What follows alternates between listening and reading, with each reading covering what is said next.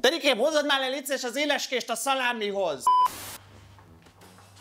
Ide fél, édesfiam. Egyetlen egy tanácsot megfogadsz tőlem, akkor ez legyen az. A házasság olyan, mint az igazi nemes penészes szalámi. Idő kell neki, hogy megérjen. Idő kell neki, érted? Idő. De ha egyszer megére, akkor lesz igazán ízes. Az a baj a mai fiatalok, hogy egyszerűen túl gyorsan érnek. Nem bírnak lenyugodni, a végén meg se kapcsolat, se szalámi. Éfé, a piktéli szalámit minimum 80 napig érlelik. Minimum! 80 napig? Te a szobádból nem tudsz kijönni 80 napig. Ennek a jó dolgok lassan érnek. Mint a jó bor, meg a piktéli szalámi. Te meg fiam, egy percet nem bírsz nyugodtan maradni. Rohansz ide, oda. Az idő ad mindennek igazán mély ízt, karaktert.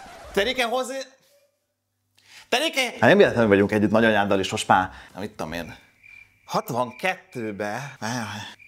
Hát most már nagyon régóta. Ha öreg létemre azért nekem is haladnom kell a korral. Lacikát belájkoltam a múltkor. De azért igenis, te haragudjál. Vannak dolgok, amik nem változtak. Az érték, az mindig is érték marad. De ennek a szaláminak 155 éve nem változott a receptúrája. Semmit. Hát egy nagyanyáddal sem volt azért mindig szent a béke. Meg lett érlelve az a házasság is.